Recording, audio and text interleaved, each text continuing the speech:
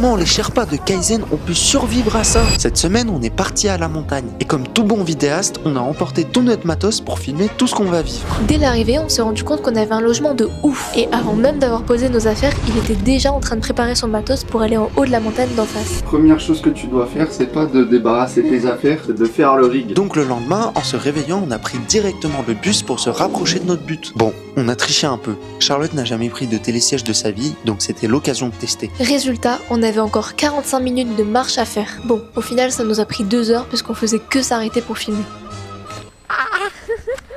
Ça marche.